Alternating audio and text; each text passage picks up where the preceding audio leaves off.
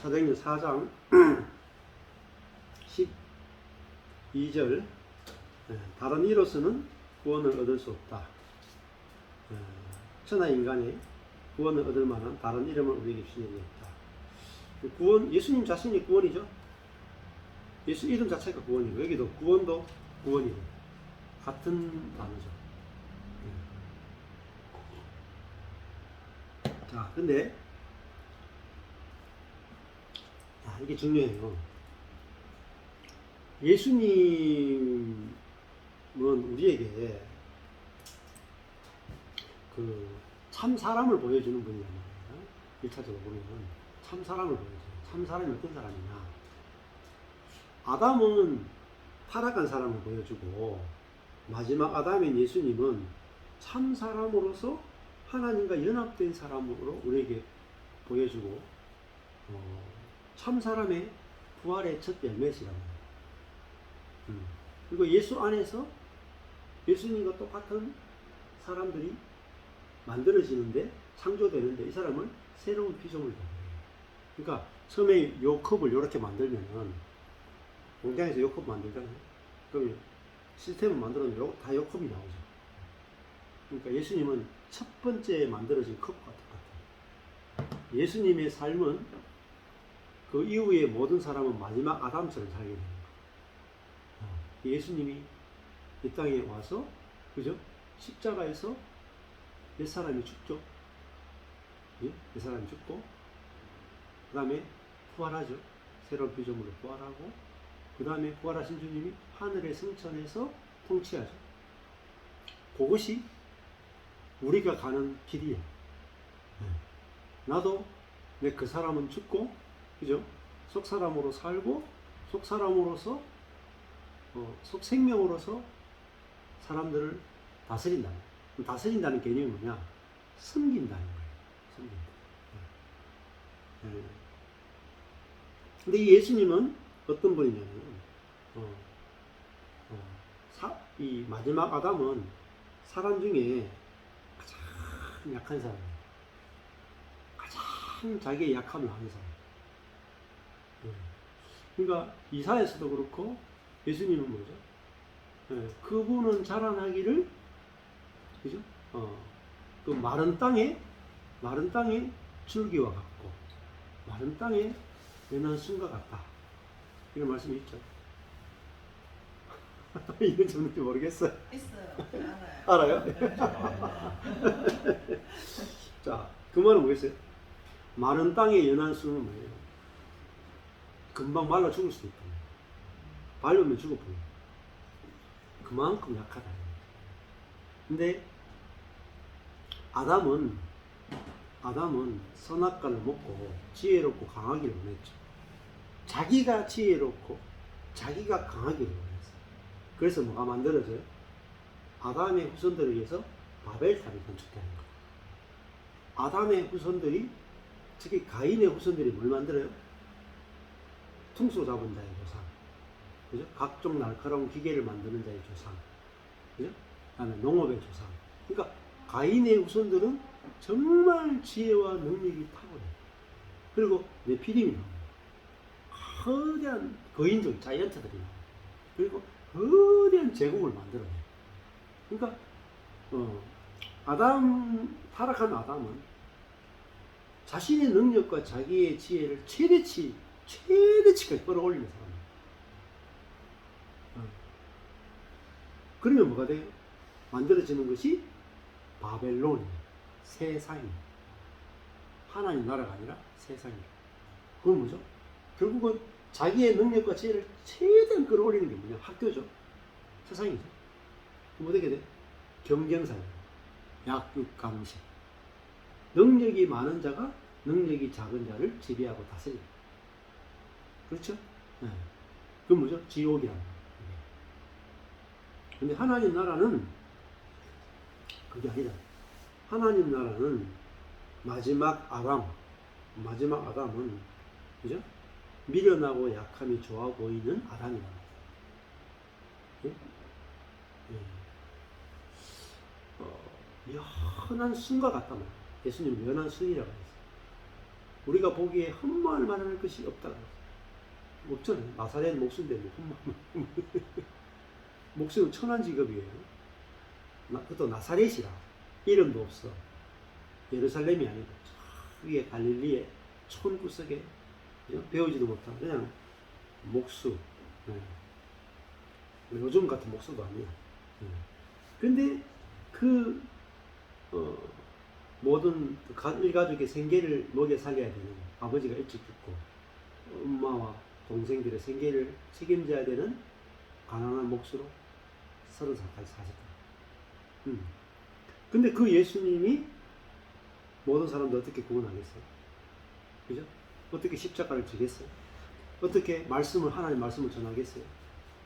그 나사렛 예수가 하나님 말씀을 어떻게 전하고 기적은 어떻게 전하고 십자가는 어떻게 죽고 우리가 어떻게 하겠어요? 아무것도 못해요. 근데 그 예수님이 미련하고 약한 그 예수님이 한 게 있다. 미련하고 약하기 때문에 뭐예요? 하나님의 생명만을 의지하겠다.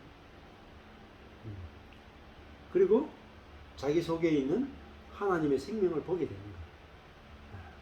그리고 그 생명이 자기 미련하고 약한 사람인 자기를 통해서 해방되기를 원하셨다. 그러니까 예수님이 나는 스스로 아무것도 할 수 없는, 이게 예수님이에요. 나는 스스로 아무것도 할 수 없는.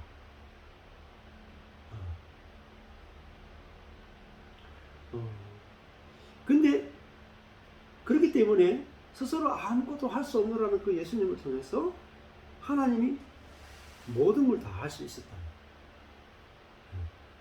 이게 연합의 비밀이고, 그다음에 역설의 비밀. 연합과 역설을 모르면 복음을 몰라요. 그러니까 지금도 막 복음을 이야기하는데 이 두 가지 알기 제일 힘들어요. 역설, 연합. 그래서 헤맨단 말이야, 사람들이. 그러니까 복음에서 뭘 빼기를 원하냐면 역설을 빼고 연합을 빼버리면 복음은 죽어버려요. 단편적인 논리, 맞고 틀렸고가 되는 거예요. 그래서 신학자들도 루트가 전한 복음은 역설의 복음이라고 해요. 패러독스라고 해요. 그리고 바울의 복음도 항상 패러독스라고 해요. 역설이라 논리적으로 안 맞아요. 근데 자꾸 신학을 논리를 하려고 하면 안 된다. 논리를 안 맞는데 논리화 시키려고 그러면 안 된다. 근데 진짜 논리는 패러독스가 논리다.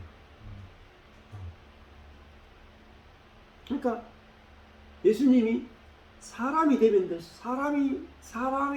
될수록 하나님이 나타나는 거야. 하나님처럼 되면 될수록 사단이 나타나는 거야.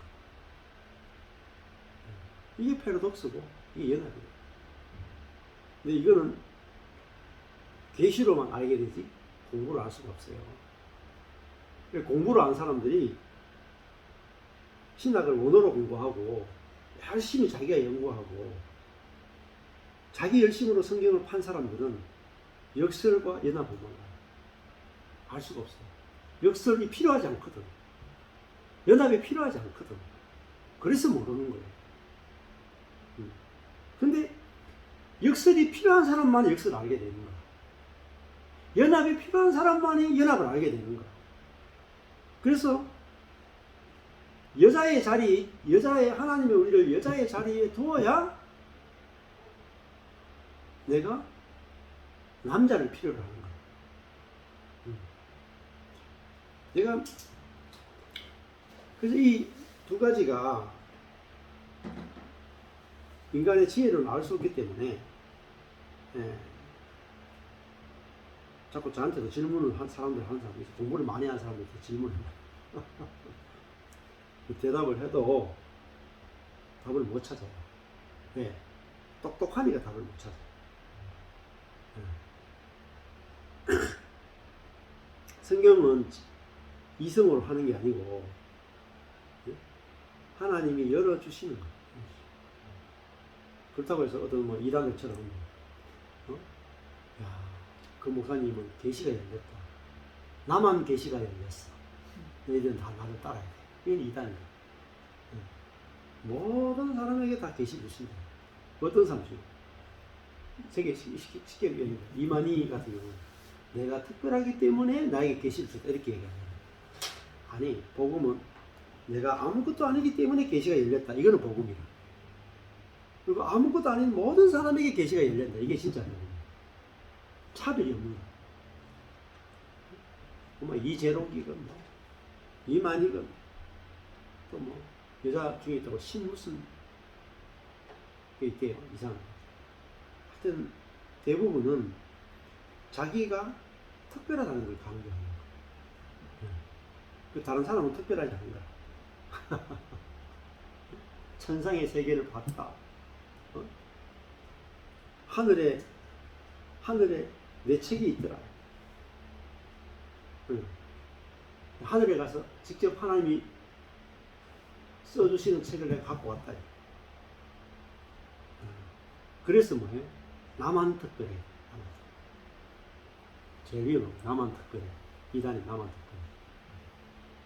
사도 바울은 자기가 삼청천 갔다 온 이야기를 어쩔 수 없이 하는 거야. 내가 부득불 어리석어나마 자랑하게 돼. 그러니까 환상, 영계, 하나님으로부터 신비한 음성을 들었다. 이딴 소리 안 해. 뭐만 해요? 약함을 자랑합니다. 그래서 고린도전서 너무너무 중요한 거예요. 자기의 지혜, 자기의 경건, 자기의 능력, 자기의 특별함을 자랑하는 사람 다 가짜예요. 근데 그거 자랑해야 사람들이 몰리거든요. 우르르 다 몰린다, 우르르. 한국은 특별합니다. 나는 특별한 부르심이 있습니다. 우르르 다 몰려. 정광훈 목사님 특별하다. 다 몰리죠. 아무것도 아니다. 아무도 안 몰려. 복음은 모든 사람이 다 특별한 거예요. 누가 특별하다 이렇게 하면 이게 진짜로 복음을 대적하는 거예요. 그래요? 북한 사회 보세요. 정상적이에요. 김정은만 특별하잖아. 북한 주민은 특별한 사람 아무도 없어. 다 일반 사람이고. 김정은 가문 혈통, 백두 혈통만 특별한 거야. 공산주의하고 혈통하고 뭔 상관이 있어. 진짜 웃기는. 말도 안 되는 건데 사람들이 세뇌된단 말이야. 뭐가 특별해요? 대한민국 민주주의가 뭐예요? 민주주의가 좋다는 게 뭐예요? 민주주의란 말은 모든 사람은 다 딱 하나의 투표권을 가지고 있다는 거예요. 대통령도 투표권 하나밖에 없어. 거지도 투표권 하나가 있어. 그 말은 뭐? 권력이 같다는 거예요. 민주주의가 좋은 건 그거예요. 대통령도 투표권 한 장, 거지도 투표권 한 장, 곧 내일 죽을 사람도 투표권 한 장. 응? 투표권 한 장을 준다는 말은 권력이나 응? 모든 게 다 똑같다는 거예요. 그게 민주주의가 너무너무 그 면에서는 좋은 거예요. 근데 민주주의 가치를 모르는 거예요. 예, 우리 조선왕조 500년을 보냈잖아요. 유교사에. 군사부 일체. 대통령을 군, 임금이라고 생각하는 거예요. 거기서 벗어나는데 수십 년 걸렸다. 지금쯤 오니까 이제 대통령하고 임금은 다르구나 이렇게 분리가 됐죠. 우리 어릴 때는 박정희 대통령을 박정희 임금이라고 생각했다. 예? 민주주의가 뭔지를 모르는 거라. 예? 대통령이나 내나 똑같은 뭐예요? 한 사람이에요. 사람. 그걸로서 만날 수 있다. 그게 유럽에 가면은 대통령도 자전거 타고 다니잖아. 국회의원도 자전거 타고 다니잖아. 그게 뭔지 아세요? 똑같단 말이에요. 그런 가치가 어디서 나오겠어요? 유럽에 있는 기독교의 가치에서 나왔단 말이에요. 응? 뭐죠? 모든 사람은 하나님 앞에서 똑같단 말이에요. 거기서 민주주의가 나온다는 거죠. 근데 민주주의가 뭔지도 모르고 공산당을 몰아내자 우리는 자유민주주의다 막 외치는데 알고 보면은 민주주의가 뭔지도 모르고 외치는 거예요. 사람을 볼 때 똑같은 가치를 모르는 거예요.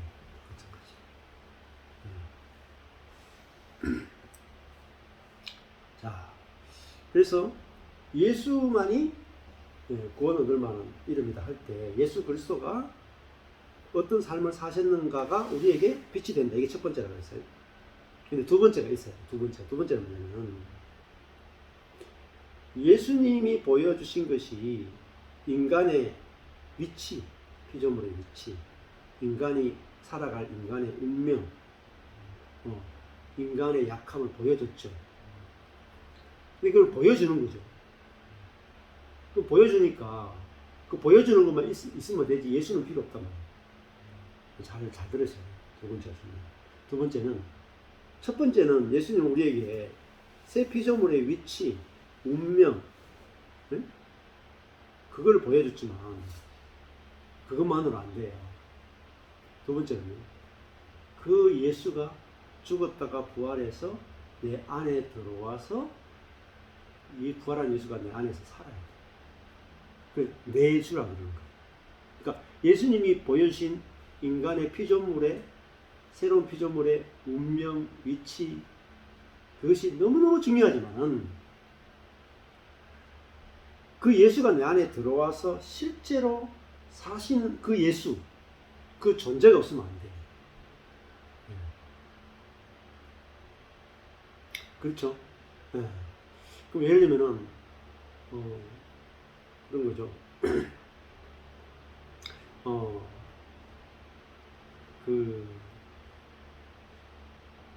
누가 예를 들었을까요? 네. 만약에 어떤 대통령이 굉장히 겸손하다 칩시다. 대통령이 굉장히 겸손하다. 예를 들면 세종대왕을 칩시다. 세종대왕이 굉장히 백성들을 향한 마음이 정말 탁월한 임금이 세종이었잖아요. 그러니까 훈민정음을 만든 목적이 뭐예요? 우리 말이 중국말과 서로 사마띠 아니할세. 내가 우리 백성을 어여삐 여겨. 그죠? 그러니까 우리나라 백성들이 중국말 한자를 배우려고 하니까 글을 아는 사람이 너무 숫자가 적은 거야. 그러니까 양반들이 다 해먹는 거라. 글을 못 배운 중인이나 상민들은 양반들의 지식 노름에 전부 다 그죠? 네, 휘둘리는 거야. 그래서 백성들이 계속 착취를 당하는데 거기서 벗어날 힘이 없잖아. 그래서 세종이 모든 백성, 특히 가난한 백성, 배울 수 없는 이 백성들을 어여삐 여겨. 누구든지 모든 사람들이 다 글을 알 수 있는 그 글을 쉬운 글을 만들어냈다. 그러니까 지금 그 글이 우리에게 어마어마한 거잖아요. 그래서 대한민국이 이렇게 빨리 발전할 수 있는 것은 한글이 쉽기 때문입니다. 그래서 한국 사람이 머리가 좋은 이유 중에 하나도 물론 여러 가지 이유가 있겠지만 언어가 쉬워요. 한글이 쉬우니까 이 한글을 빨리 배우고 빨리 사용할 수 있고 다양하게 쓸 수 있으니까 머리가 좋아지는 거예요. 근데 세종은 죽었죠. 지금 세종대왕이 있어야 돼요? 없어도 돼요? 없어도 돼. 한글만 있으면 돼. 그죠? 한글만 있어도 우리에게 엄청난 이득이죠. 세종대왕은 없어도 돼. 죽었으니까. 한글만 있으면 돼. 근데 예수님도 마찬가지야. 예수님도 이렇게 생각하면 안 돼. 예수님의 인간의 참 사람의 위치, 참 사람의 운명을 보여줬잖아. 그것이 우리에게 어마어마한 혜택이 되고 어마어마한 빛이 돼. 그렇죠? 근데 그것만 가지고 안 된다. 이 예수님은 인간의 위치나 인간의 연약함이 좋다는 것, 인간의 가야 될 운명을 옛사람이 죽고 새 사람을 거듭나서 생명으로 살아야 될 인간의 운명을 보여줬다. 그 보여준 것만 있으면 안 된다. 그 보여준 예수가 내 안에 들어와서 오늘 내 안에 살아야 된다.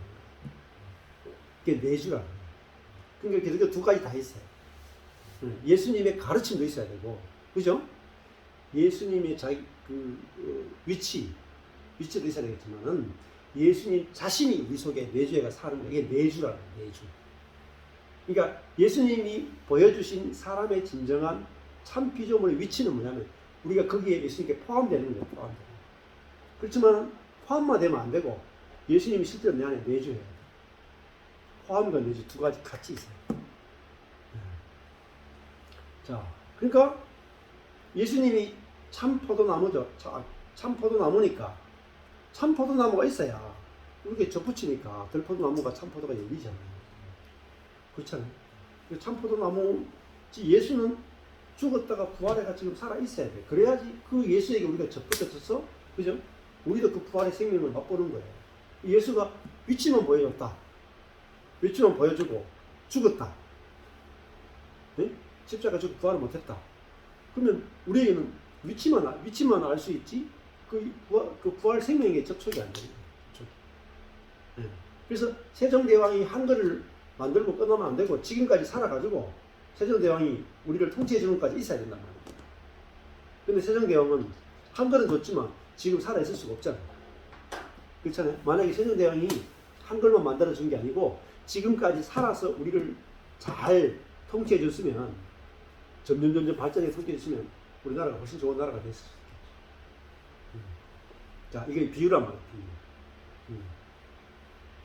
그래서 구원 얻을 만한 다른 이름 들을 때 그 이름은 존재란다.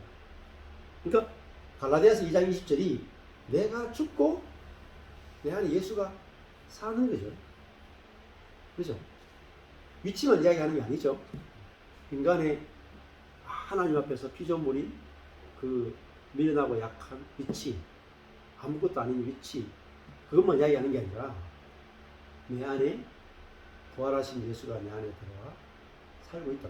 성부, 성자, 성령이 내 안에 들어와서 나를 지불해서 살고 있다. 그래야 뭐가 돼요? 진짜 구원이 된단 말이에요. 다른 말로 내 안에 예수가 살고 있어야 악으로부터 해방이 돼요. 너무 중요한 거예요. 내 몸에 뭐가 있다 그랬어요? 죄와 사단이 있다 그랬죠. 위치만으로 해결이 안 돼요. 내 영 안에 하나님의 생명이 와 있어야 하나님이 내 안에 계시고 그리스도가 내 안에 계시고 성령이 내 안에 삼위일체가 와 있어야 내 안에 계신 하나님이 내 몸에 있는 사단, 죄의 권세를 혼을 통해서 이기게 하시는 거예요. 그러니까 위치만 있으면 안 되고 실제로 하나님이 내 안에 살아 계셔야 돼요.